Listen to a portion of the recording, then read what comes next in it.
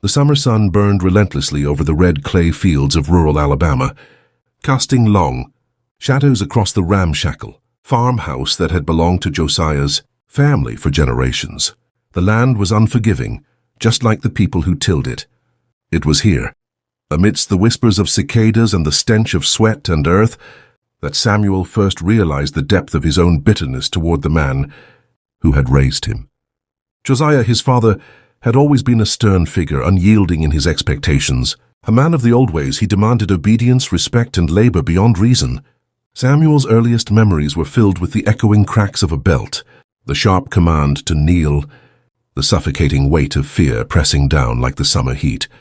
Every day Samuel endured, storing each humiliation, each insult, each blow, as if filing them away for a future reckoning he barely understood. By the time Samuel reached 19, that reckoning had begun. His father had grown old, stooped and slower, yet his temper remained untamed. Samuel's resentment, long simmering, had hardened into a cold resolve. It began with small acts, a delayed response to Josiah's commands, a mismanaged chore left uncorrected, a look sharper than it ought to have been when Josiah scolded him. Each minor defiance felt like a release, like striking back at a man who had made Samuel's life a ledger of fear.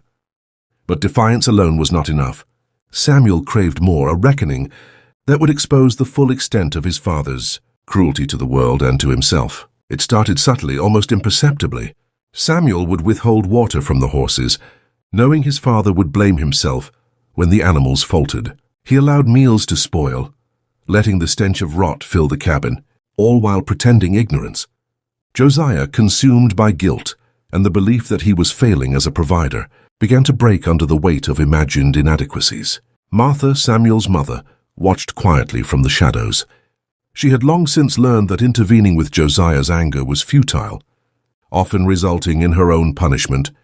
Now older and frail, she could only observe, her heart twisting as she saw the son she had once cradled in her arms evolve into a man capable of calculated malice. She whispered warnings to him sometimes, gentle pleadings that fell on deaf ears.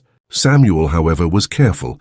Every word from Martha was a reminder of her weakness, a tool he could manipulate when needed. The turning point came on a humid afternoon in July. Josiah had insisted Samuel repair the fence along the northern boundary, a task meant to last only a few hours. But Samuel dragged it out, feigning incompetence. Nails bent, boards crooked, hammer strikes faltering. Josiah's frustration flared, his voice cutting through the air like a whip. He shouted, cursed, and demanded the work be redone. Samuel smiled inwardly at the thought. His father, the tyrant, reduced to pleading with a son who now held the power of inaction.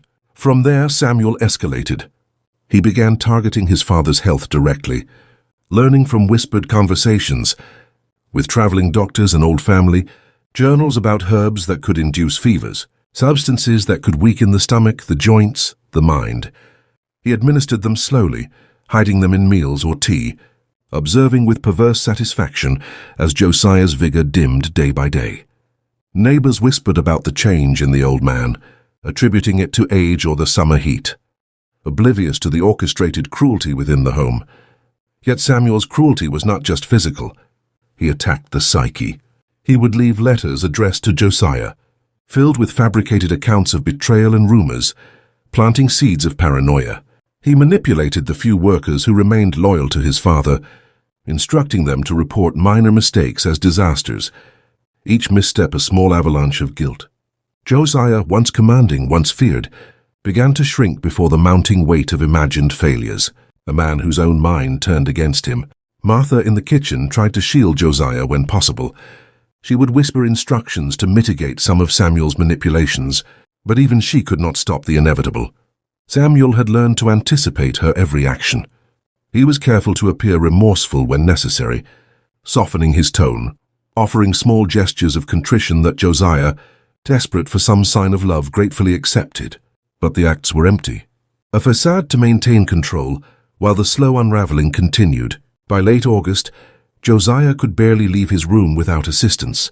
His hands shook from exhaustion and illness. His eyes, once sharp, now flickered with the terror of a man who knew he was failing and could not comprehend why. Samuel, seeing his father reduced to dependence, felt a grim satisfaction. But beneath the satisfaction lurked a quiet unease, a shadow he had yet to confront.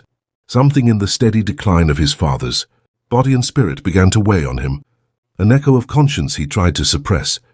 One evening, as the cicadas sang their relentless chorus outside, Samuel found Josiah sitting by the fireplace, staring into the embers. The old man's face was pale, etched with lines deeper than the summer's furrows in the fields. His voice, usually commanding, cracked as he spoke.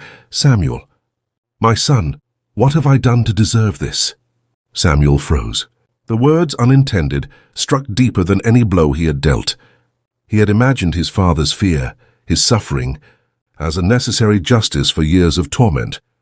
But hearing the raw, aching vulnerability shattered something. The cruelty he had meticulously planned, executed with precision and patience, suddenly revealed the human cost. Josiah's confusion and despair were not abstract. They were flesh and blood, lived in real time. That night Samuel could not sleep. The house, which had always echoed with the sounds of work and discipline, now held the weight of quiet suffering.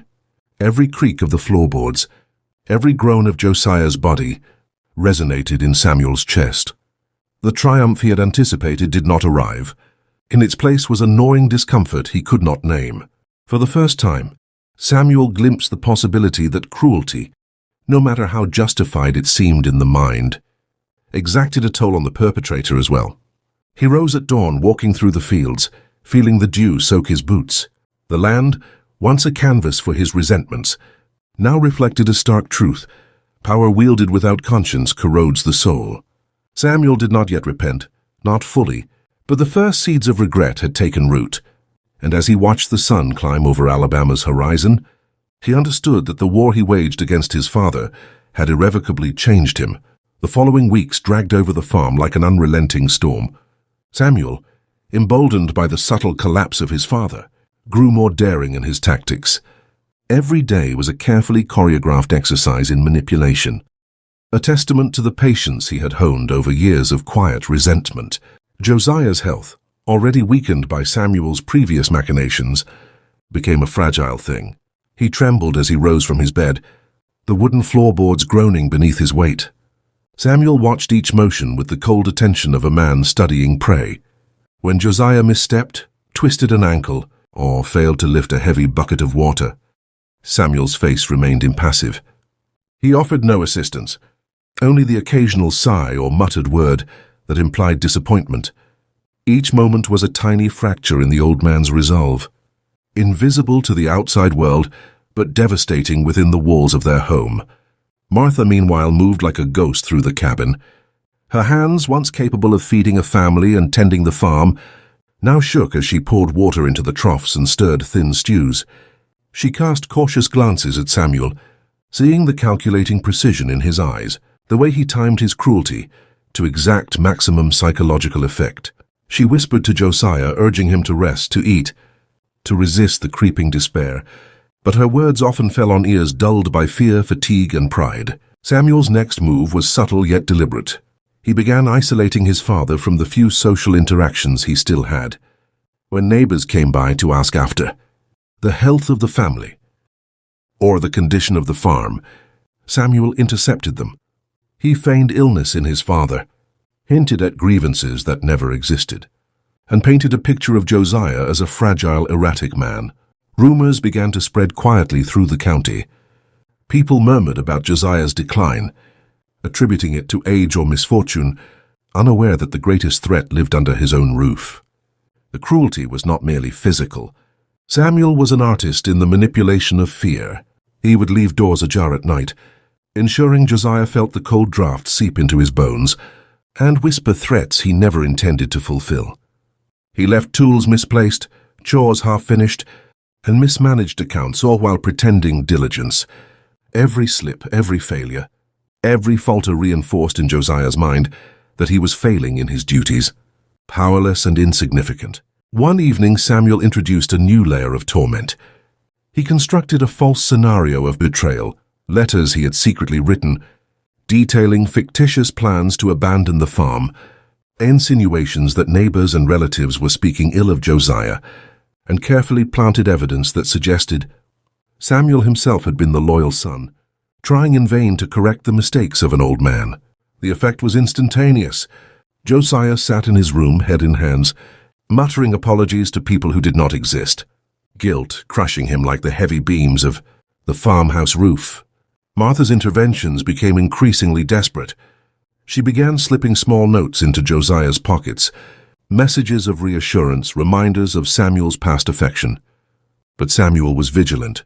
He retrieved the notes before his father could read them, using them instead to manipulate Josiah further.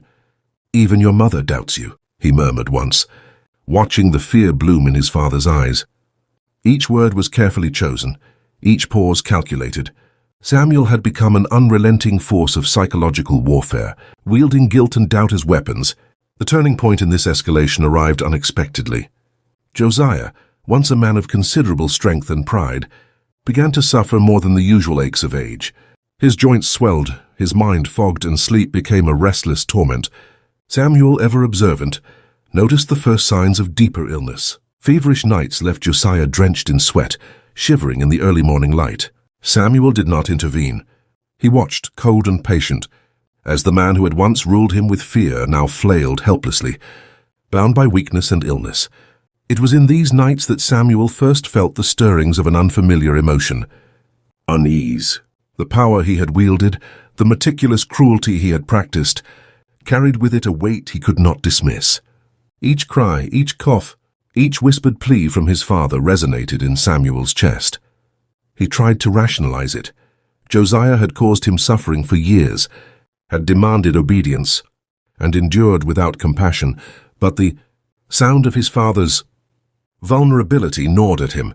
A seed of regret, small and unwelcome, had begun to take root. Yet Samuel's resolve did not waver entirely. During the day, he continued to orchestrate failures and fabrications. He manipulated chores so that Josiah could not complete them, adjusted meals to frustrate digestion, and ensured that every neighbor who called perceived the family as struggling. He created a narrative of inevitability, a story in which Josiah's decline appeared to be the natural consequence of his own actions, masking Samuel's hand entirely. One afternoon, while Josiah attempted to repair the windmill at the far edge of the property, Samuel arranged for the supporting beams to be slightly misaligned. The old man's effort was heroic but doomed. The structure wobbled and eventually toppled with a thunderous crash. Samuel appeared at the scene moments later, feigning concern. "Father, are you hurt?"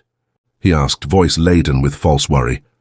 Josiah, exhausted and trembling, could only nod weakly. The humiliation of failure, compounded by injury, left him reeling. Samuel's smile, brief and almost imperceptible, masked a satisfaction he could barely name. That evening, Martha confronted him quietly in the kitchen. "Samuel, this is no longer justice," she whispered, her eyes moist, trembling with fear and sorrow. "You are destroying him, and you do not see what it is doing to you." Samuel's gaze, hard and measured, met hers. For a fleeting second, something faltered, an awareness that her words were true, but he quickly suppressed it. "I am ensuring the farm survives," he said, voice cold, the lie tasting bitter on his tongue. "Everything I do is for him, for us, for the future." Even as he spoke, the shadows of doubt lengthened. He noticed how the firelight fell unevenly across Josiah's face, how the old man flinched at every minor sound. Samuel began to recognize the weight of responsibility he had assumed, not merely for the land or the household, but for the collapse of a man who had once been indomitable.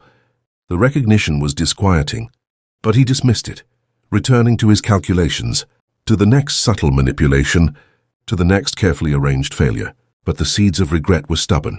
That night, as he lay in bed, Samuel could not drown out the image of his father's shaking hands, the hollowed eyes, the thin, trembling voice. Sleep came fitfully, haunted by visions of Josiah's suffering, by the knowledge that he had orchestrated it all. Samuel's mind, trained in cruelty and patience, began to turn inward. For the first time, he questioned the morality of his actions, the balance between vengeance and malice. Yet dawn brought no relief. The sun rose red over the Alabama fields, and with it, the unrelenting demands of daily life.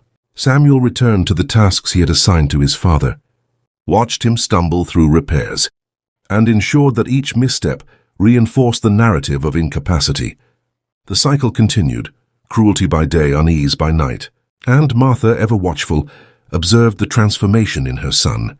The boy she had once nurtured now teetering between triumph and the first whispers of conscience. By late September, Josiah was a shadow of the man he had been. Samuel's manipulations had taken their toll, and the old man moved through the house like a ghost, frail and fearful.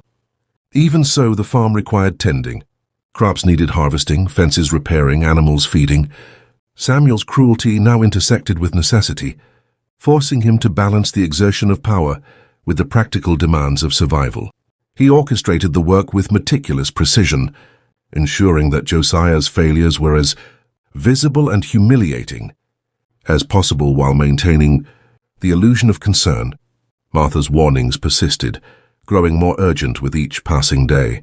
"Samuel, this path, it will not end well," she murmured once, her voice cracking as she served the meager supper. "You think you are in control, but control is an illusion. Pain begets pain. Revenge begets emptiness." Samuel, sitting across from her, swallowed the words with a bitter taste, yet could not dismiss the truth in them entirely. The unease he had felt during Josiah's fevered nights now seeped into the daylight, infiltrating every thought, every gesture, every act of cruelty. And so the house settled into a rhythm of fear, power, and foreboding. Samuel, relentless and calculating, maintained his campaign against his father, yet the first inklings of remorse had taken root. Josiah, weakened but aware, sensed a shift in his son, though he could not name it. Martha, ever the observer, felt the tension coil around the household like a snake. Waiting for the inevitable strike, the stage was set for consequences neither father nor son could yet fully comprehend, for cruelty, once unleashed, rarely remains contained. By the chill of early October, the farmhouse had taken on the aura of a tomb. The summer's warmth had faded, leaving a dampness in the air that seeped into every wooden beam and floorboard. Samuel's cruelty had reached a new intensity, sharpened by months of careful calculation, yet the stirrings of remorse that haunted him now began to press more insistently. Josiah's body continued to weaken. His movements were slow, deliberate and trembling, as if every step might betray him. He coughed into a thin handkerchief, his breath shallow, his face pallid beneath the waning sun. Samuel watched each motion with the precision of a man observing a clockwork mechanism, every tremor a testament to his own careful orchestration. The small satisfaction he once felt had begun to sour, replaced by an anxious awareness that the line between justice and destruction was thinning. Martha had grown more desperate. She moved silently through the house, her eyes darting between father and son, seeing the tension coiled around every gesture. One evening, as Samuel reviewed the ledger of his manipulations, the missed chores, the spoiled meals, the misplaced tools, Martha confronted him quietly. "Samuel," she whispered, "you have gone too far. You are not punishing a man. You are breaking him, and in doing so, you are breaking yourself." Samuel's jaw tightened. He had rehearsed his reply 100 times in his mind, yet none of them seemed sufficient. "I am only correcting what is broken," he said finally, voice measured, almost detached. "He must understand that his failures are his own. Everything I do is for him, for the farm, for our future." But even as he spoke, the hollow ring of his own words unsettled him. He had intended certainty. He had received doubt. The days grew shorter, and with them the illusions of control began to fray. Samuel continued to manipulate the simplest tasks, ensuring Josiah's failures were visible, but he began to notice something unexpected. Each act of cruelty left him hollow. The first stirrings of regret, previously mere whispers, now echoed like a drumbeat in his chest. He found himself pausing, watching his father struggle not just physically but mentally, realizing for the first time that the man's suffering was no abstraction. Josiah was no longer a figure of authority or fear. He was fragile, human, and entirely dependent on the son who had become his tormentor. One afternoon, Samuel decided to test Josiah's resolve with a new form of cruelty. He instructed him to repair a section of fencing that had been deliberately left incomplete, a task requiring coordination, strength, and dexterity that Josiah no longer possessed. Samuel provided minimal guidance, watched as his father faltered, and then feigned surprise when the work collapsed under the weight of incompetence. Josiah's head hung low, shame and frustration etched deep into his lined face. Samuel's satisfaction was immediate but short-lived. As he observed the trembling hands, the quivering voice, the quiet tears, he felt a pang that he could not dismiss. Martha, witnessing this, whispered again, her voice cracking, "Samuel, look at him. This is not strength. This is cruelty, and it will consume you if you continue." But Samuel, ever vigilant, interpreted her warnings as obstacles to be navigated. He forced himself to steel his heart, to maintain the facade of detachment, but the sense of unease persisted, growing with each passing day. The psychological torment escalated. When Samuel began using fear as a weapon more directly, he would hide tools, obstruct pathways, and create the illusion of danger within the home. Josiah, already weakened, became increasingly paranoid, jumping at shadows, flinching at the wind. Samuel watched this transformation with a mixture of triumph and discomfort. He had intended to dominate. Instead, he found himself confronting the undeniable truth that cruelty had consequences beyond the immediate victim. One night, as the wind howled through the broken shutters and the fire crackled low, Josiah spoke. His voice was frail, trembling with exhaustion and fear. "Samuel, my son, I do not know what I have done to deserve this." The words, innocent in their suffering, struck Samuel with the force of a hammer. He realized that the father who had once been strict, distant and sometimes harsh, was now reduced to pleading, entirely vulnerable to the son he had raised with pride and fear. For the first time, Samuel questioned the path he had chosen. Each act of cruelty, each calculated manipulation now carried an invisible toll. He noticed how the joy of victory had vanished, replaced by an emptiness that gnawed at his chest. The satisfaction he had imagined, the sense of righteous triumph, was nowhere to be found. In its place was unease, doubt, and a creeping realization that his father's suffering reflected back on him in ways he had not anticipated. Martha's warnings became more insistent. She began to speak with a fierceness born of desperation. "Samuel, if you do not stop, you will not only destroy him, you will destroy yourself. Cruelty leaves its mark even on the heart that wields it." Samuel, though outwardly calm, could not ignore her words. He felt the stirrings of conscience, the weight of moral reckoning, pressing upon him like the oppressive heat of summer, now fading into autumn. The farmhouse had become a theater of quiet despair. Josiah moved through the halls like a shadow. Martha hovered anxiously in every room, and Samuel, the orchestrator of misery, wrestled with an unfamiliar internal turmoil. His cruelty had achieved its immediate goal. His father was diminished, broken, fearful. Yet the cost was beginning to manifest within Samuel himself.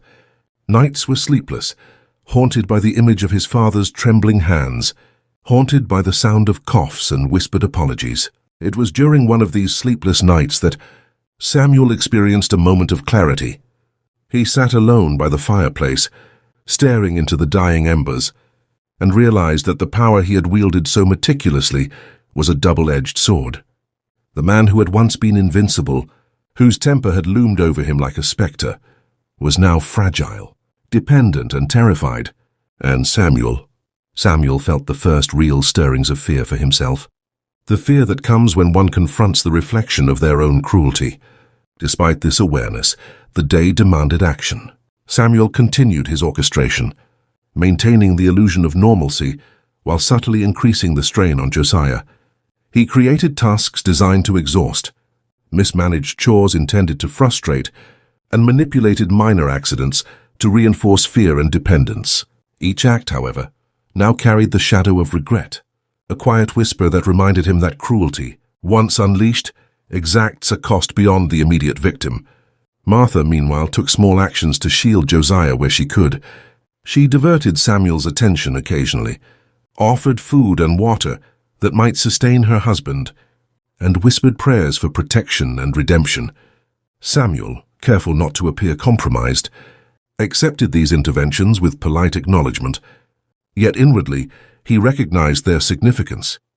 For the first time, he saw that his mother's wisdom and foresight had anticipated consequences He had been too consumed with vengeance to consider.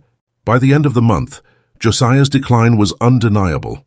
He could no longer manage simple tasks without assistance, and his spirit, once indomitable, was fractured. Samuel's cruelty had reached its apex, and yet the triumph he had imagined remained elusive. The first true regret had taken root, and with it, a dawning awareness of the personal cost of sustained malice. The farmhouse, once a place of family and labor, now bore the weight of tension, fear, and unspoken despair. Samuel, the architect of this suffering, wrestled with the reality that power and cruelty, no matter how carefully wielded, carry consequences that extend beyond the immediate victim. His father's trembling, his mother's fearful glances, the empty silence of the rooms, they all pressed upon him, reminding him that actions, once taken, cannot be undone. And so the stage was set for the next chapter of their lives, a confrontation with consequences that could no longer be ignored, a reckoning in which Samuel would be forced to confront not only the devastation he had wrought upon Josiah, but the toll it had taken on his own conscience. The winter months loomed ahead, promising both physical hardship and moral reckoning, and Samuel, for the first time, understood that cruelty and regret are intertwined in ways that leave no one untouched. The farmhouse, once alive with labor and the hum of daily routines, had taken on the stillness of a mausoleum. Samuel's cruelty, carefully calibrated over months, now intersected with the unforgiving season. Cold winds whispered through broken shutters, creaking doors, and every crack in the wood seemed to echo with Josiah's vulnerability. Josiah's body had become frail beyond recognition. His gait was unsteady, and his hands shook like brittle branches in the winter wind. The work Samuel assigned, once manageable, now pushed the old man to the edge of collapse. Each task, every chore, was calculated to test him further, to expose his weakness, and to amplify his sense of dependence. Yet the cost weighed heavily on Samuel. The fleeting satisfaction he had anticipated from domination was gone, replaced by a gnawing unease that refused to be silenced. Martha, observing the relentless cruelty, grew desperate. She tended to her husband in secret, pressing warm cloths to his trembling joints, guiding his faltering steps, and murmuring words of comfort he barely heard. But Samuel was ever vigilant. He watched, measured every movement, ensured that his orchestrations remained hidden in plain sight. Any sign of compassion, any act of intervention, had to be masked or redirected, lest Josiah regain even a fraction of his old confidence. Samuel's methods grew more insidious. He manipulated meals, not merely to weaken Josiah physically, but to test his spirit. A stew oversalted, bread baked too dense, water slightly tainted, subtle acts, imperceptible to the casual observer, yet devastating to a man whose strength was already fading. Josiah's frustration became palpable, manifesting in muttered curses, clenched fists, and a trembling that penetrated Samuel more than he cared to admit. The cruelty was intentional, relentless, and yet the first whispers of guilt began to tug at the edges of Samuel's mind. One afternoon, Samuel arranged a particularly cruel scenario. He instructed Josiah to repair a section of the barn roof, high above the ground. The beams had been deliberately loosened, nails bent to resist placement, and boards positioned to trip the old man at the first misstep. Samuel watched from below as Josiah climbed cautiously, sweat beading his brow, eyes flickering with fear and determination. When a board shifted under Josiah's weight, causing him to stumble and barely catch himself, Samuel feigned horror and rushed forward. "Father, are you hurt?" he asked, voice trembling with false concern. Josiah's sigh of relief was met with a quiet, inward triumph, and immediately after, a pang of guilt that twisted Samuel's stomach. Martha, watching from the doorway, shook her head, unable to conceal her despair. "Samuel," she whispered, her voice brittle with emotion, "this is no longer justice. You are poisoning him, mind and body, and you are poisoning yourself." Samuel, caught between the thrill of control and the stirrings of conscience, said nothing. He left her words hanging in the cold kitchen air unacknowledged, but not unfelt. As November deepened, Samuel's internal conflict grew. Every act of cruelty left a shadow behind, every manipulated failure a scar on his own conscience. Sleep became a torment. Nights were spent staring into the darkness, haunted by visions of his father's trembling hands, his gasps of effort, his whispered apologies. Even in moments of apparent triumph, Samuel felt the creeping unease of regret, an inescapable reminder that cruelty exacts a toll not only on the victim but also on the perpetrator. Samuel's next move was subtle yet devastating. He began undermining Josiah's sense of memory and perception. Letters were hidden or rewritten, chores double-booked or rearranged, conversations manipulated to confuse the old man.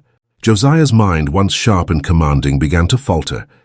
He questioned his own judgment, his recollection of past events, even his capacity to manage the farm. Samuel observed these shifts with a mixture of satisfaction and horror.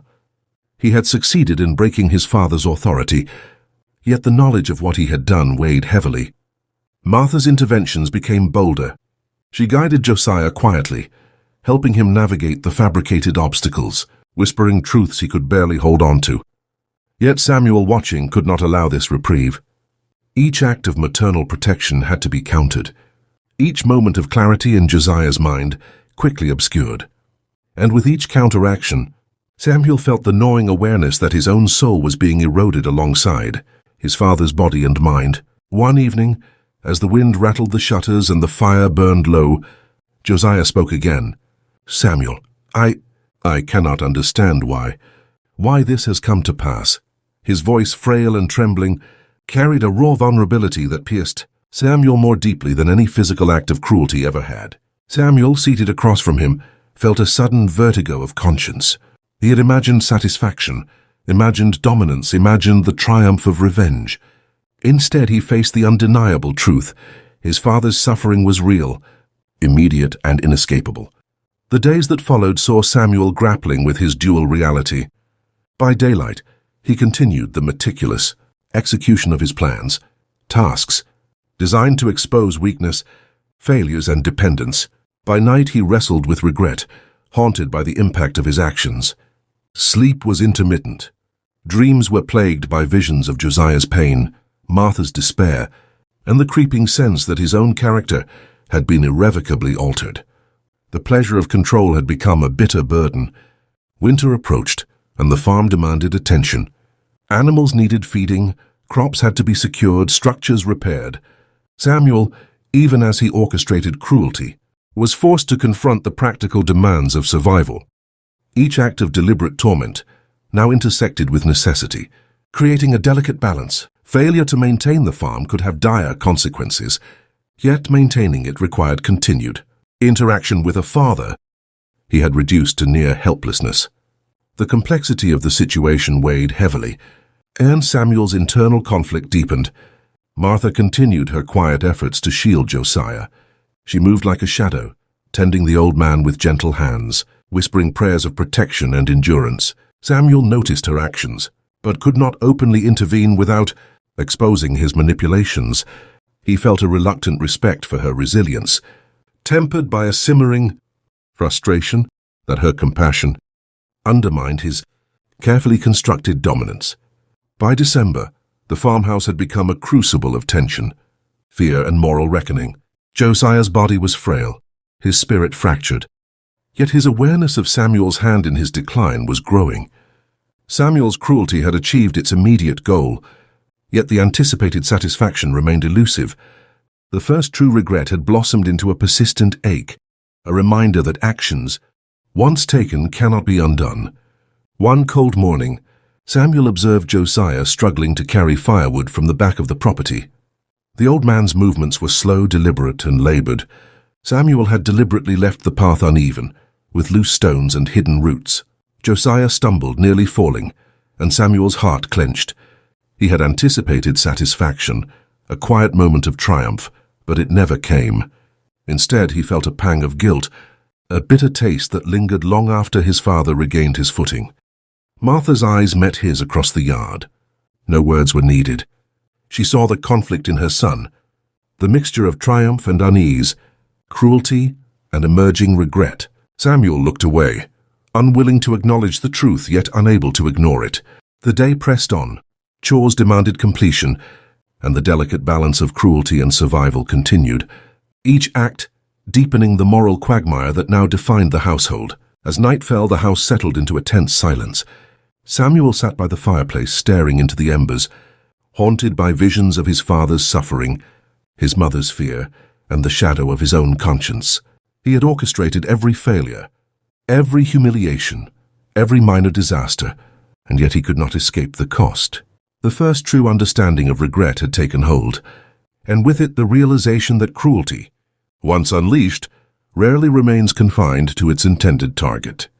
December deepened, blanketing the Alabama. Fields in frost that stiffened the red clay and stilled the last murmurs of wildlife. The farmhouse, battered by months of neglect and cruelty, seemed to sag under the weight of tension. Inside, the atmosphere was thick with fear and suppressed anxiety. Samuel's orchestrated campaign against his father had achieved near total domination, but the cost, he now realized, was beginning to consume him from within. Josiah's decline was undeniable. His body had become fragile, each movement an ordeal. Simple tasks, once mundane, now left him breathless and trembling. The stoop of his shoulders, the hollow of his cheeks, the clouding of his once sharp eyes, all reflected months of intentional sabotage. Samuel had watched with meticulous care, ensuring the old man's failures were visible, his dependence absolute. Yet the satisfaction he had expected remained elusive. Each act of cruelty now carried an invisible weight pressing against Samuel's conscience. Martha moved like a shadow through the frozen halls, tending quietly to her husband. She whispered small reassurances, guided him where needed, and tried to shield him from Samuel's ongoing manipulations. Her concern, however, was no longer subtle. Each act of intervention underscored the reality that Samuel's cruelty had exceeded mere retribution. It was now destruction. And Samuel, increasingly aware of her judgment, felt the first pangs of guilt sharpen into a persistent ache. The winter chores provided both opportunity and torment. Samuel devised tasks that tested Josiah physically while also reinforcing the illusion of control. He had intentionally left the barn door misaligned, forcing repeated attempts at repair. He had scattered firewood unevenly across the yard, compelling Josiah to balance on icy ground to retrieve it. Every misstep, every stumble, was observed with clinical precision. Yet with each calculated moment, the weight of regret pressed further into Samuel's mind. The old man's sighs, his whispered curses to himself, and the tremor in his hands lingered in Samuel's thoughts, long after the day's work ended. One morning, Samuel orchestrated an accident designed to test Josiah's resolve. He subtly loosened the steps leading to the upper loft where feed and tools were stored. Josiah ascended cautiously, carrying a heavy bundle, unaware of the hazard. As expected, a foot slipped, sending him crashing forward, barely catching himself on the railing. Samuel rushed forward, feigning alarm. "Father, are you hurt?" he asked, voice trembling with false concern. Josiah's relief was immediate, yet Samuel felt only a bitter taste of triumph. A reminder that cruelty, no matter how meticulously planned, leaves scars on the perpetrator. Martha, witnessing the incident, pressed her hand against her mouth, trembling. "Samuel, stop," she whispered urgently. "This is beyond justice now. You are destroying him, and you are destroying yourself." Her words, meant to pierce through Samuel's resolve, landed with a quiet authority he could not ignore. He turned away, struggling to suppress the stirrings of conscience that had begun to grow unchecked. As the days passed, Samuel's inner conflict intensified. The acts of cruelty that once brought him satisfaction now brought a gnawing unease. He found himself lingering at the kitchen table, staring at Josiah's trembling hands, recalling every whispered apology, every faltering step, every moment of visible fear. The satisfaction of dominance had vanished, leaving only an emptiness that gnawed at the edges of his soul. The first true recognition of the moral cost had fully taken root. Samuel's cruelty escalated further, despite his growing unease. He began manipulating not only chores and meals, but also his father's perception of reality. Letters were hidden, conversations subtly altered, tasks reassigned to confuse and frustrate. Josiah's memory faltered under the constant pressure, each mistake magnified in Samuel's careful orchestration. And yet, every act of domination was accompanied by a shadow of doubt, a whisper that perhaps his cruelty had gone too far. One evening, Martha confronted him again, her voice trembling but firm. "Samuel, you must see what you are doing. The man is broken. You think you are in control, but control is an illusion.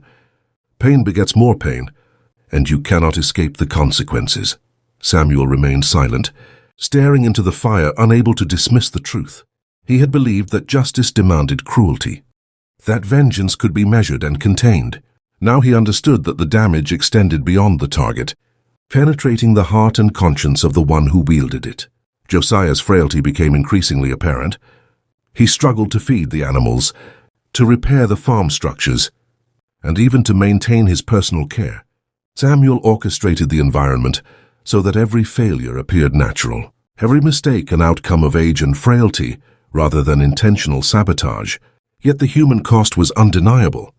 The old man's eyes, once bright with authority, now flickered with fear and confusion. The tremor in his hands had become a permanent companion, and his voice, once commanding, barely carried over the sound of wind through broken windows. Samuel's inner turmoil intensified. At night, he lay awake, haunted by the echo of his father's suffering, the silent reproach in his mother's gaze, and the stark realization that cruelty, once unleashed, exacts a toll not just on the victim, but on the perpetrator as well. He found himself recalling every detail, replaying each calculated act and measuring its impact.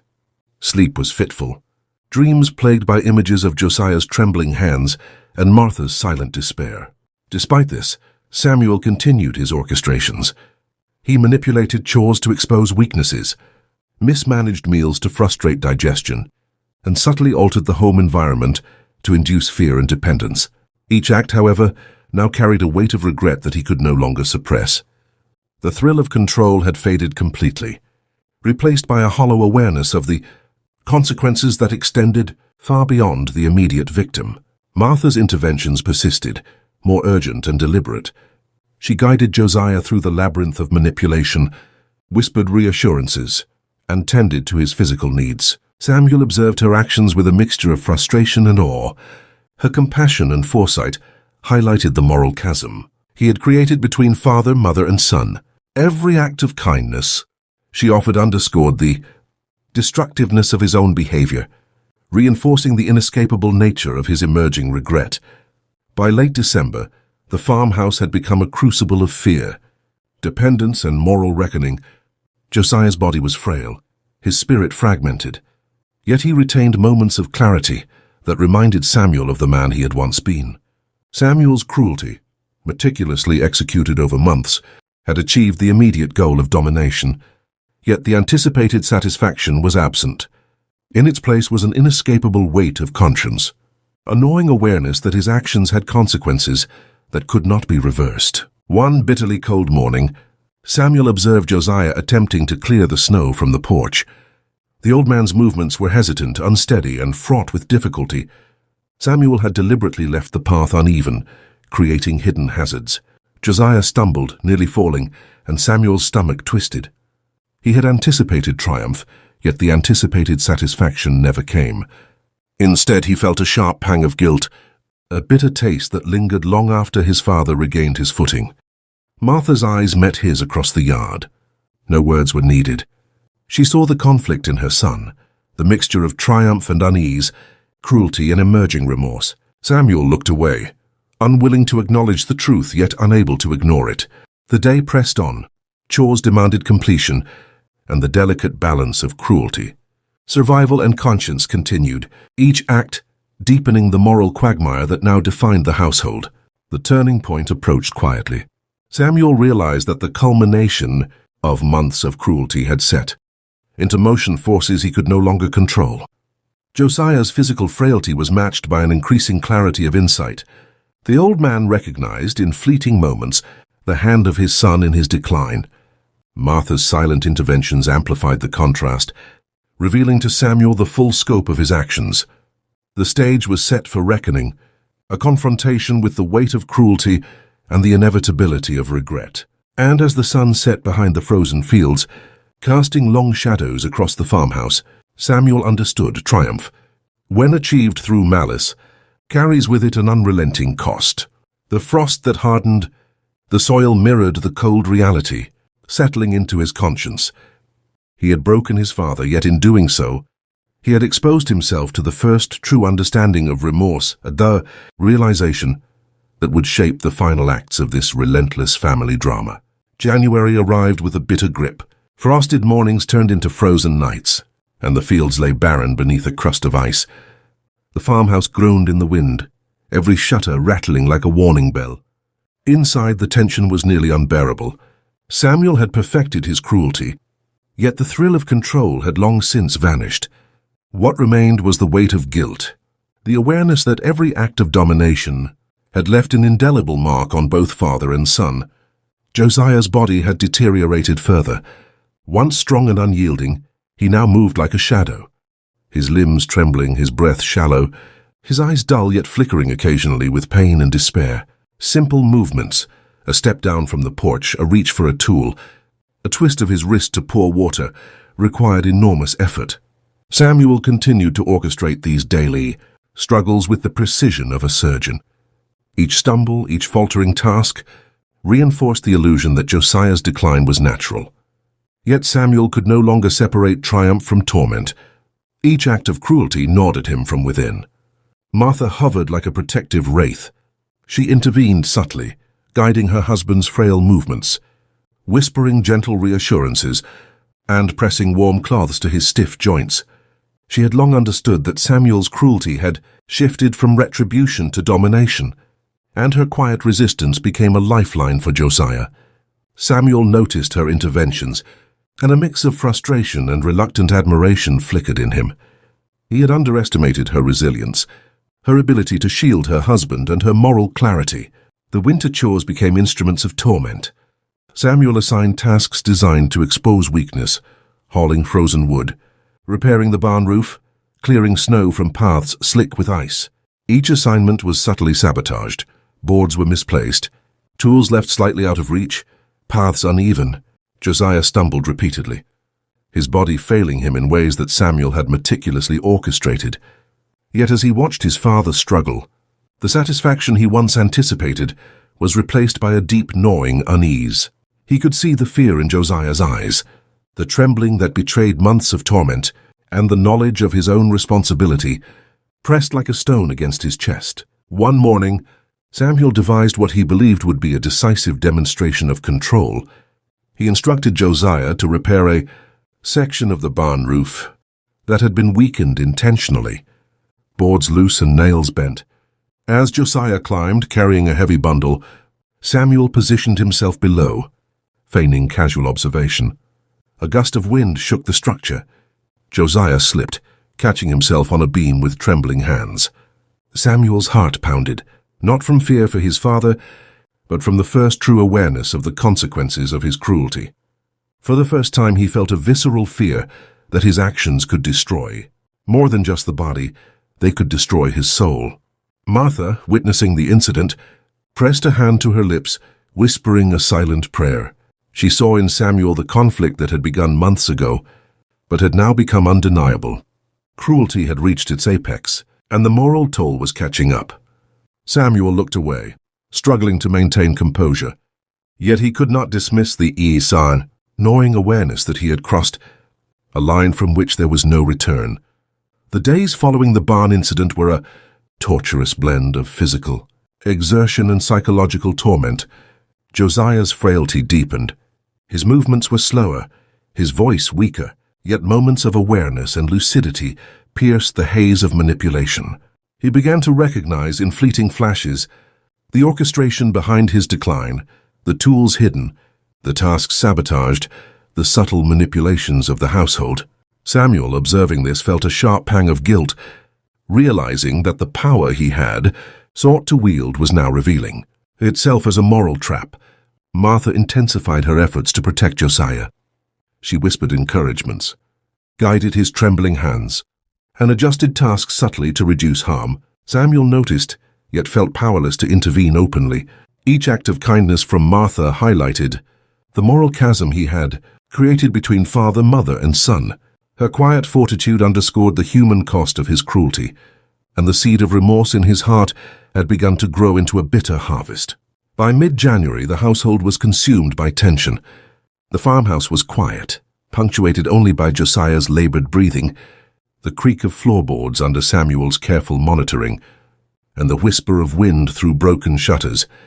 Samuel's cruelty remained methodical, yet he was increasingly haunted by conscience.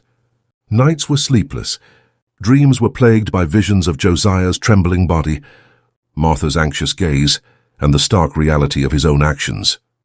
The satisfaction of domination had completely vanished, replaced by a gnawing sense of moral reckoning. One evening, as Josiah attempted to clear snow from the porch, he stumbled on an icy patch, nearly falling. Samuel rushed forward, instinctively reaching out, but this time he paused. The act of concern was genuine, his heart hammering as he realized that he could no longer fully detach from the suffering he had caused. Josiah's eyes met his, frail and questioning, and for a fleeting moment, Samuel saw not just the broken man he had created, but the father he had once loved. Martha's presence was quiet but potent. She guided her husband's movements, whispered prayers, and pressed warm hands against his joints. Samuel watched, conflicted. He had sought control, domination, and a sense of triumph, but now he faced the undeniable truth that cruelty comes with a price that cannot be measured by physical outcomes alone. The emotional and moral toll was real, and it pressed against him relentlessly. As the month drew to a close, Samuel's orchestrations became increasingly deliberate in their subtlety. He manipulated tasks, meals, and household conditions, yet each act was tempered by a growing recognition of the harm he inflicted. He could no longer feign detachment. Every step, every failure he engineered was weighed against the reality of his father's suffering. The cruelty that had once defined him was now inseparable from the remorse that followed in its wake. Josiah, weakened but aware, began to confront Samuel in small ways. Questions about past events, clarifications of tasks, and cautious observations revealed that the old man had begun to see the orchestration behind his decline. Samuel, feeling the sting of exposure, wrestled with fear, guilt, and recognition. He realized that the power he had wielded so meticulously had set in motion forces beyond his control. Martha's interventions became bolder, more urgent. She moved silently through the house, shielding Josiah, guiding him through chores, and whispering encouragement. Samuel, increasingly aware of the moral weight of his actions, found himself unable to act without acknowledging the consequences. The dynamic of power had shifted subtly. Cruelty was still present, yet it was now tempered by awareness, fear, and the growing inevitability of regret. By late January, the farmhouse had become a crucible of moral reckoning. Samuel's cruelty had reached its zenith, yet the satisfaction he had anticipated was absent. Josiah's physical and mental frailty were undeniable. Martha's quiet interventions were constant, and Samuel's conscience was fully engaged. The season's harshness mirrored the emotional and moral landscape of the household, frozen, tense and inescapable. The turning point approached quietly. Samuel understood that his actions had consequences beyond immediate control, beyond the physical effects on Josiah. Each act of cruelty had chipped away at the foundation of trust, love, and moral integrity. The realization was bitter, unrelenting, and undeniable. He had achieved dominance, yes, but at a cost he could no longer ignore: the erosion of his own humanity, the weight of moral responsibility pressing like ice upon his chest. And so the household settled into a tense equilibrium. Cruelty persisted, but so did awareness. Samuel continued to manipulate, yet each act was shadowed by regret. Josiah's frailty and dependence were absolute. Martha's protective interventions continued, and the moral consequences of sustained cruelty loomed ever larger.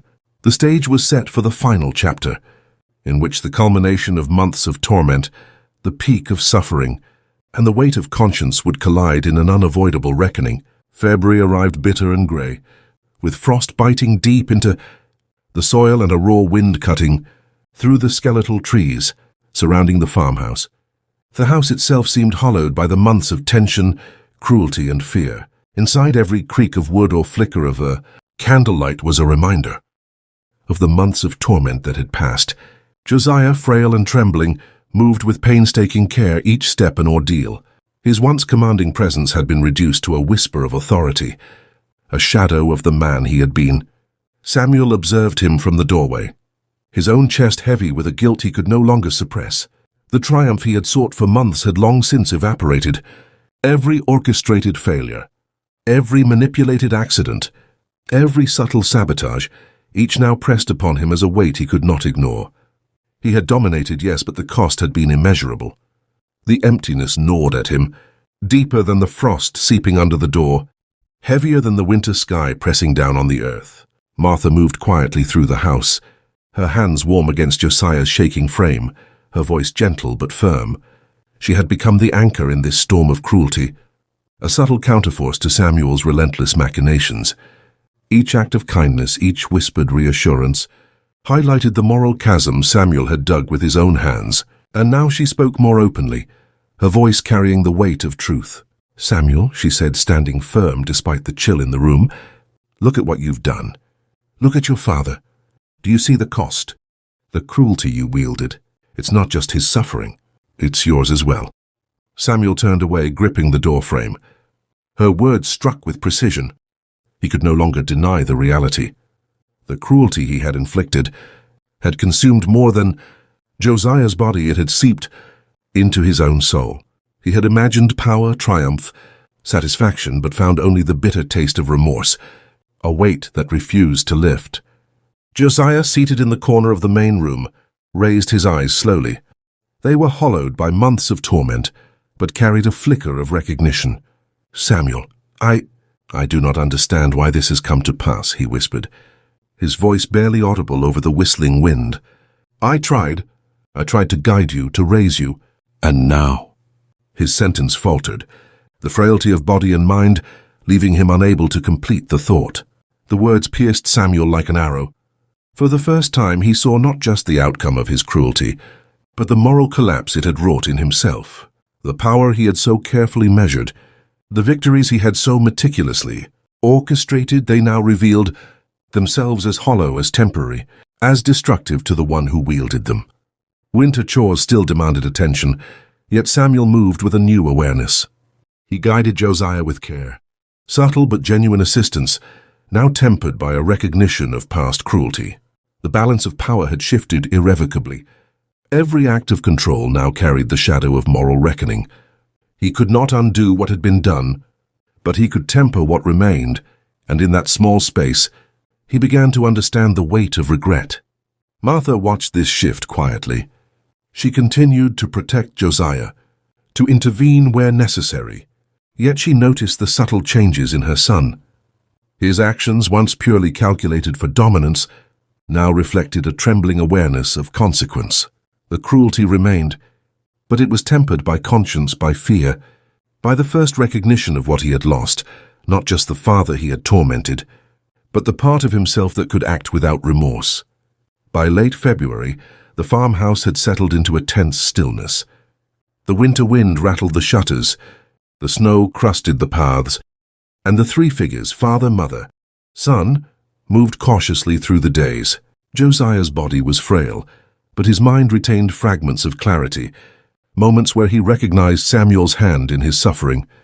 Each recognition was met with a pang of remorse from Samuel, a bitter acknowledgement that control is never without cost. One night a storm swept through the region. The wind howled, snow drifted against the walls, and the house groaned under the weight of the elements. Samuel, Josiah, and Martha huddled near the fire. The storm outside mirrored the storm within Samuel's conscience. He watched his father's trembling hands, the shallow breaths, the hollow eyes, and felt the full measure of his actions. Every moment of cruelty, every manipulation, every orchestrated failure now pressed upon him with unbearable clarity.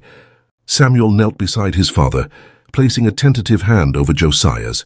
"Father, he began, voice breaking, the words raw with remorse. I thought I was guiding you, correcting you, but I have destroyed you, and I have destroyed myself in the process." Josiah's eyes, though clouded with frailty, softened as he looked at his son. There was recognition, yes, but also the weariness of a man who had endured months of deliberate suffering. He reached out with a trembling hand, touching Samuel's cheek. "Samuel, I I cannot blame you entirely. You are your own man, but learn from this. Let cruelty not be your guide again." Martha, seated nearby, pressed her hand to Samuel's shoulder. Her gaze was steady, unwavering, filled with a mix of relief, sorrow, and caution. "It is not too late," she said. "But you must face what you have done, and you must carry the burden. Cruelty leaves scars, and the deepest ones are invisible." The storm raged outside, yet within the farmhouse, a fragile stillness settled. Samuel, for the first time, fully acknowledged the weight of regret. The months of meticulous cruelty had left scars on Josiah's body, shaken Martha's spirit, and stripped Samuel of any illusions of triumph. What remained was the stark clarity of consequence, the understanding that cruelty, once unleashed, exacts a toll far beyond the immediate victim. In the days that followed, Samuel's actions shifted.